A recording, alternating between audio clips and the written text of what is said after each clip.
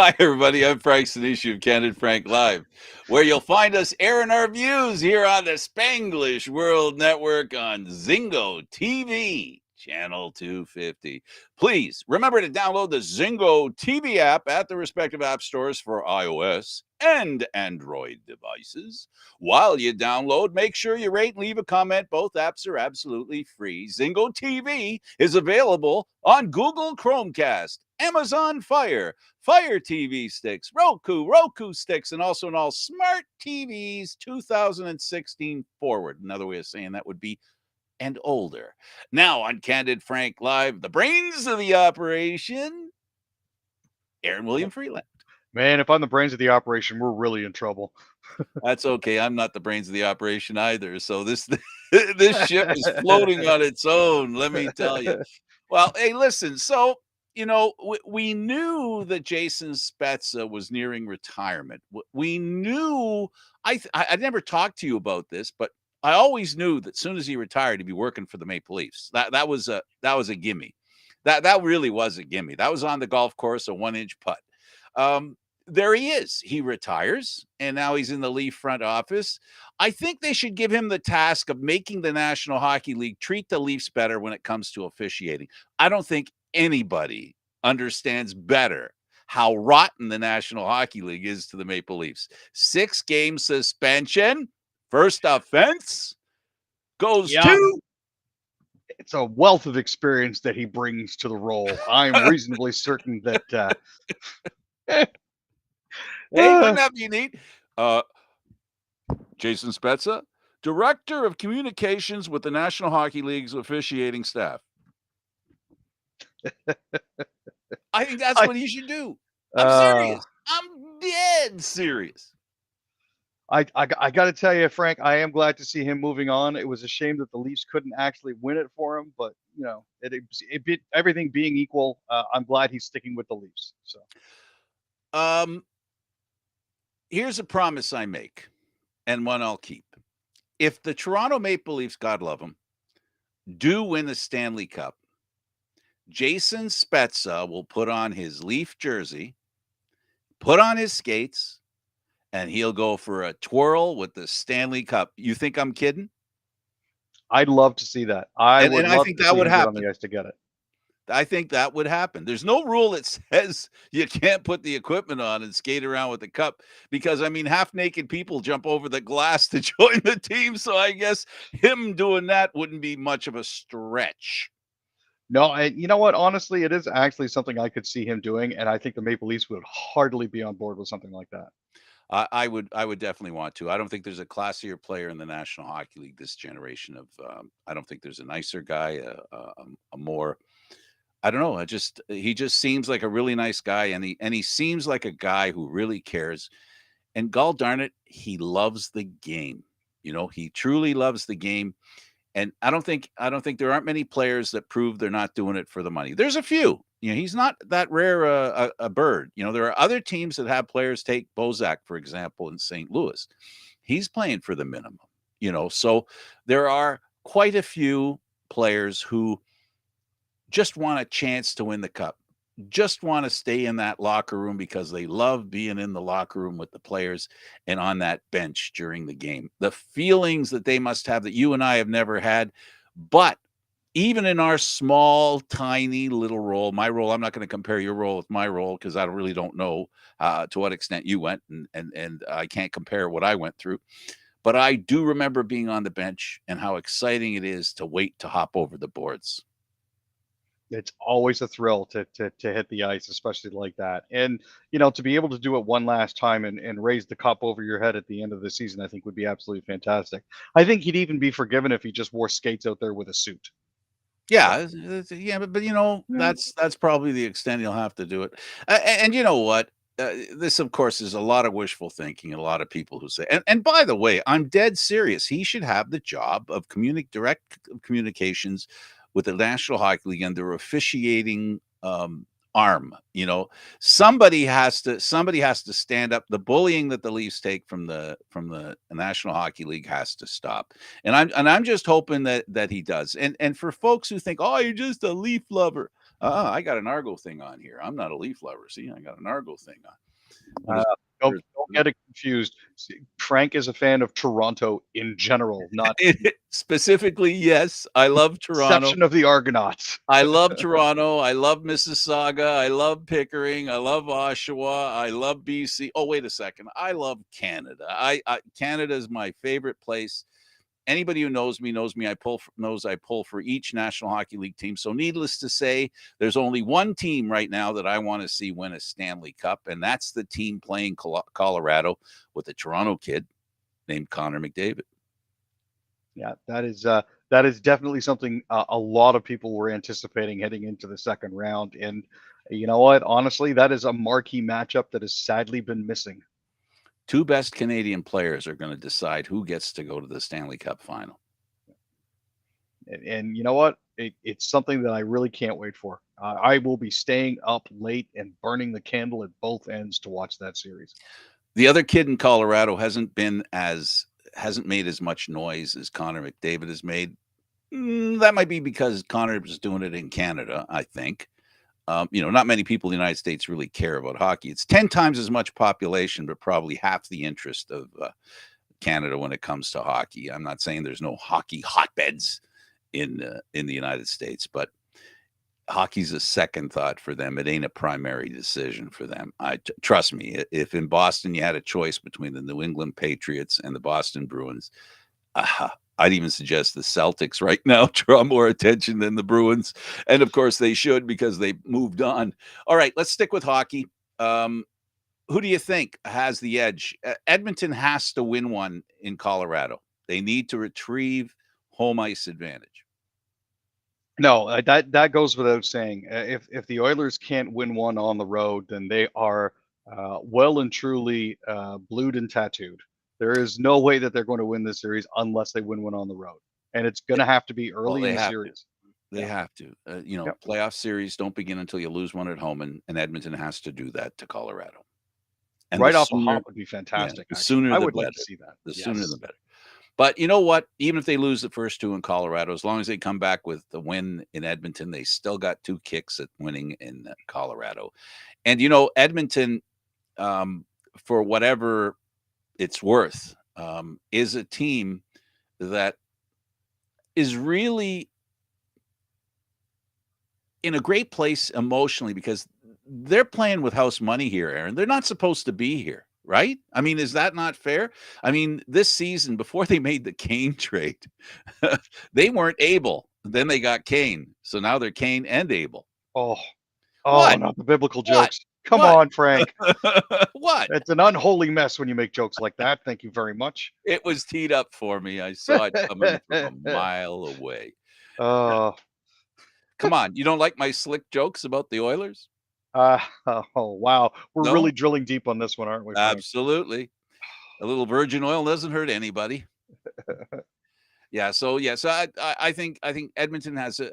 I know that Colorado is the favorite, justifiably so. They've had the incredible season, but what we've learned in hockey playoffs, the NHL in particular, is that if you're the Florida Panthers and you were the best team in the league, that doesn't get you in. That alone doesn't get you there. You got to actually perform in the playoffs.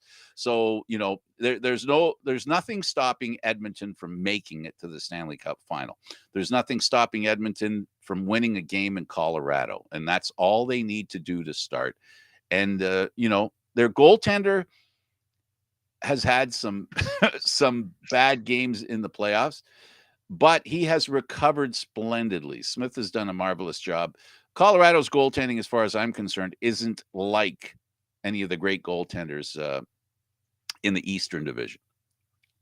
No, and let's be fair. Looking at their goalies they've got there, it's unlike anything else in the league. They've been able to pull out big games when they've absolutely needed them to, and there's other times where you questioned whether or not they should actually be in the league. They haven't blown as hot and cold as Mike Smith has, or anybody else that the Oilers have tried to put in net.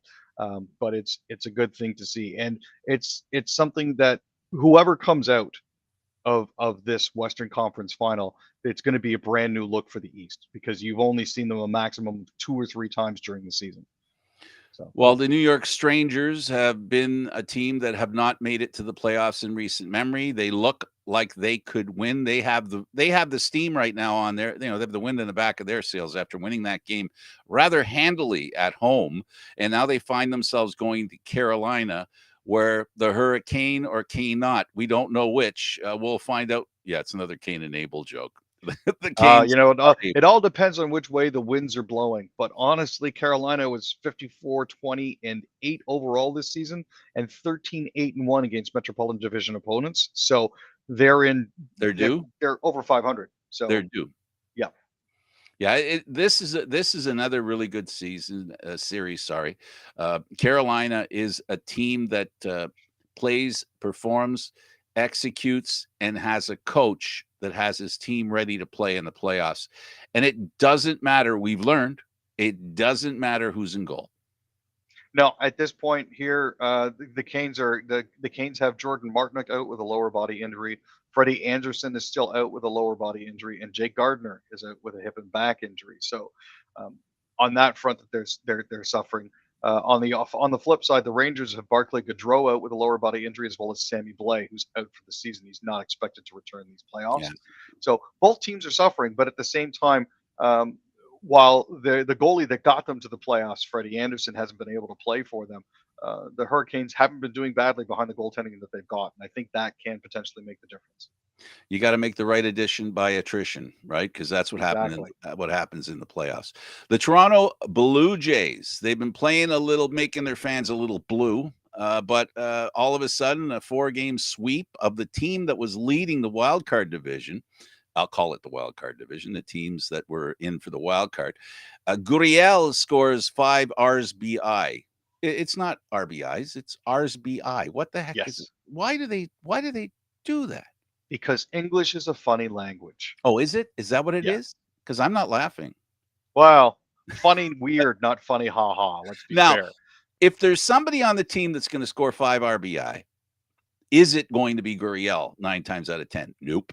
No, Is he a no. I guy mean, who, when he gets hot, gets really hot? So is he on his way to getting hot? he definitely is. Raymond Tapia also added 3 ribbies, and Bo Bichette hit a tying home run in the 8th, which was wonderful to see. It's been so long since Bo's gone yard like that. It's About comforting. time. I mean, they blew a 4-run lead, and then Los Angeles turns around and blows a 3-1 lead. Eh, Well, look, they play 162 games a year. 23 times last year, the Jays scored 10 or more runs. Yeah, This I was mean, this was what, the third or fourth time so far this this season? season, Or yeah. second? Sometimes you get a sandlot game, sometimes you sink in the sand. It all depends on what it is. But so far, when it has come to derbies like this, Toronto's found themselves on the right side of the score more often than not.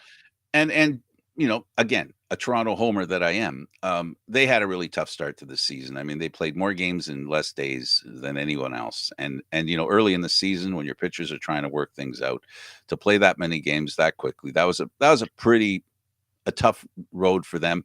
Hopefully they've straightened themselves out. They've got a reasonable pitching staff, but their hitters really got to hit. And if their hitters don't hit, this team isn't the team they can beat. And that was a concern as well. A lot of the odds makers were looking at the Jays on paper and thinking to themselves, this is a dinger squad. And so far, they haven't been hitting a lot of home runs. So it's been a little bit puzzling for odds makers and bettors and people that follow the line. But they seem to be getting themselves a little squared away better now, and that's all to the good. In all seriousness, Angels catcher Kurt Suzuki, he's okay after taking a baseball to the neck, then passing out. Yeah. Oh, in the game against the Jays, the last. Yeah, so this was in the third inning. He was taking warm up pitches with Michael Lorenzen. One of those pitches actually bounced off the ground and hit Suzuki underneath his mask. So that temporarily restricted blood flow and passed out, basically lost consciousness temporarily. So he was taken to a local hospital before he was released and returned to the stadium. He says that Sunday he's available for the last game. Sunday he was available for the last game in the series, and his biggest fear was making a big scene out of passing out. So The Toronto Argonauts, like this thing that I'm wearing here, played against their first road game, exhibition game. In fact, first football game this season, they lose to the Ottawa Red Blacks, a team that David and I talk about a lot, about making a lot of improvements. They looked improved. Mazzoli looked great. The Argos didn't. It was a highly intense game that saw the Red Blacks carry the intensity a little better than the Argos. I'll be honest. I don't think there was a point at any time during this game that I felt that Ottawa was in danger of losing. I'll be fair. I mean, the first quarter was nothing really to write home about. The main difference being a 1 point a rouge, but then Ottawa consistently scored after that. 6 in the second quarter, 16 in the fourth. It shows uh,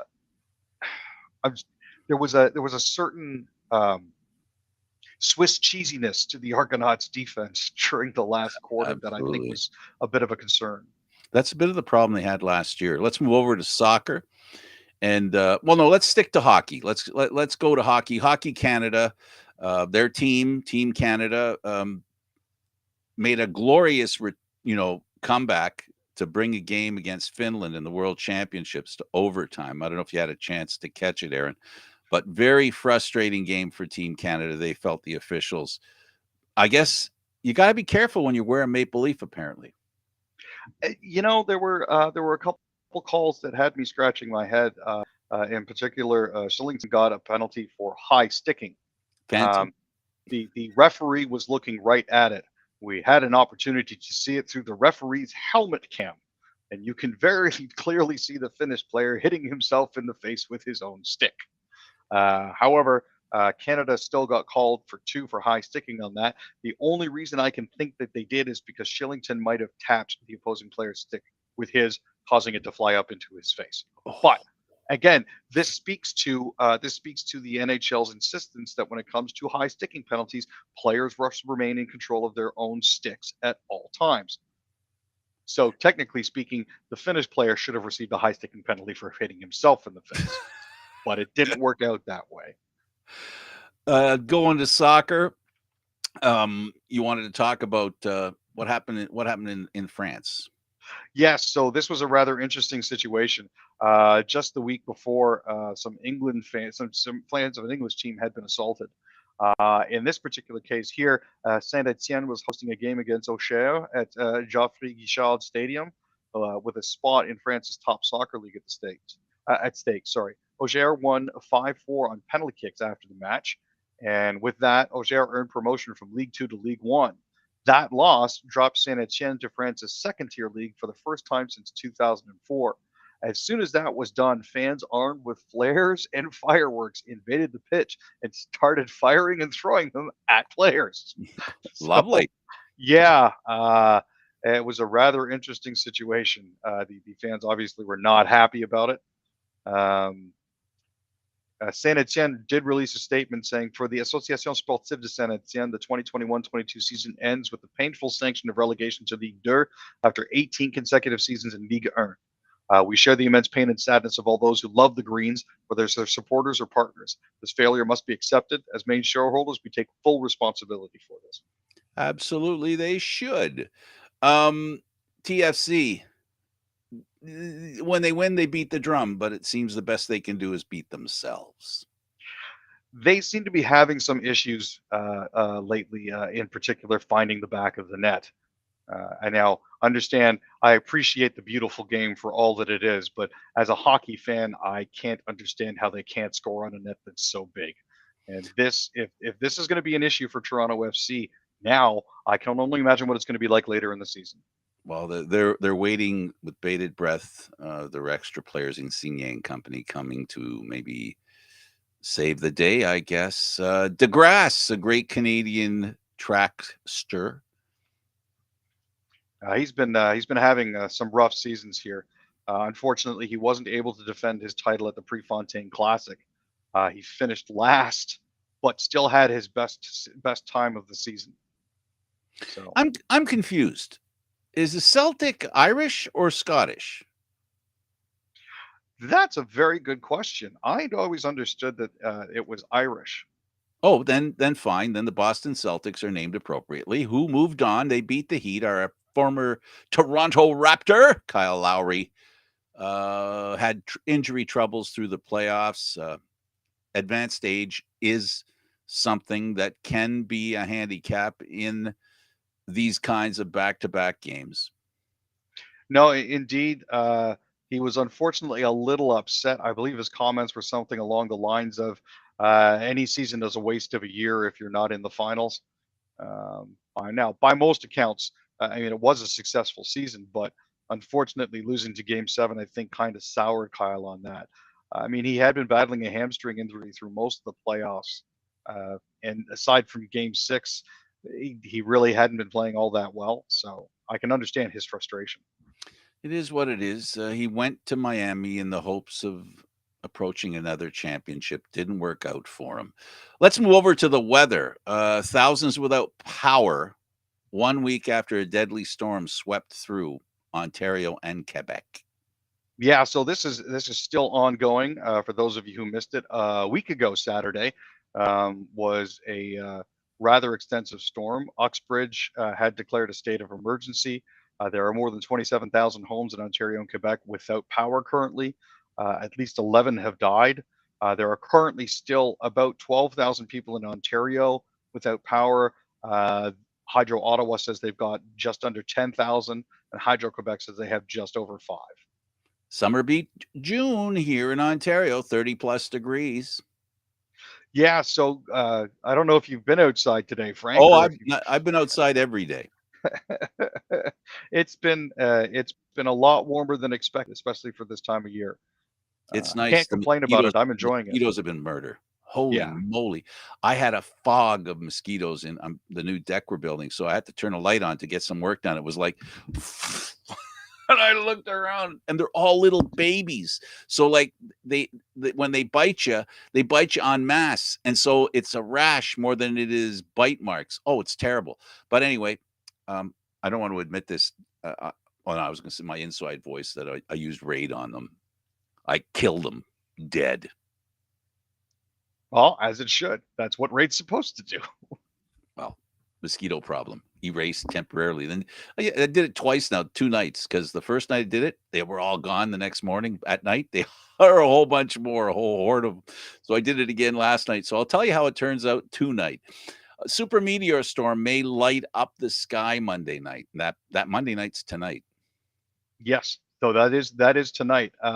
So if anybody is interested in taking a look at the sky, uh, this is something that was discovered about 27 years ago. This is Comet 73P Schwarzmann-Wachsmann 3, and it's finally coming through and bringing a whole bunch of buddies with it.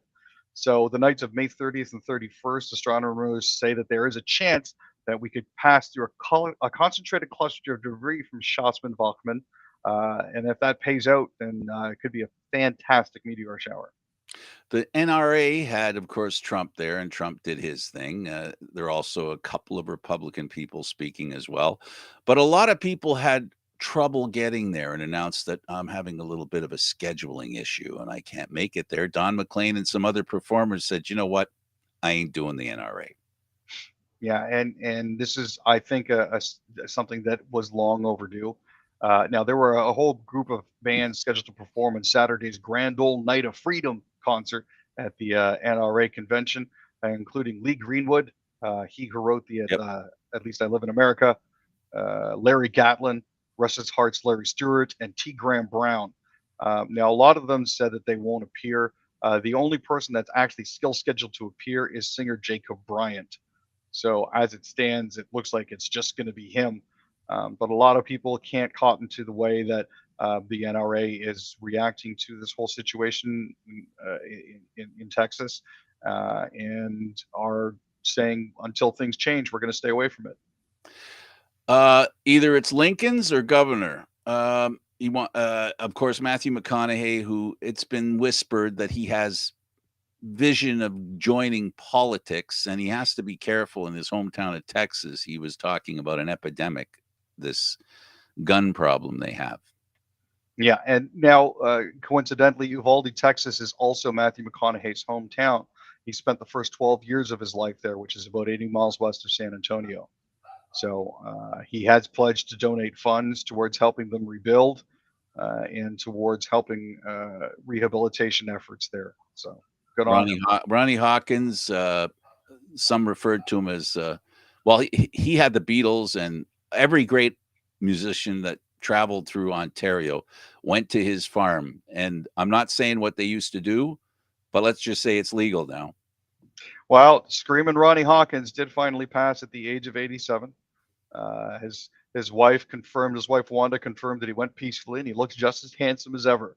I remember a time when they used to call him the Hawk, and they also used to call him Screaming Ronnie Hawkins, and he used to be a mainstay down by City Hall for New Year's Eve parties. So, absolutely, Aaron. Thanks for this, buddy. hey, appreciate it, Frank. For Aaron William Freeland, I'm Candid Frank Stanisci. Thank you for watching Candid Frank live, airing Mondays, Wednesdays, and Fridays at 6 p.m. This show can also be heard on the Spanglish World Radio Network. For Candid Frank Live, other news, entertainment, and sports programming we offer, please check out SpanglishWorld.ca. Spanglish World. Watch it, hear it, read it, download it, and live it. Thanks for watching, everybody. Ciao for now.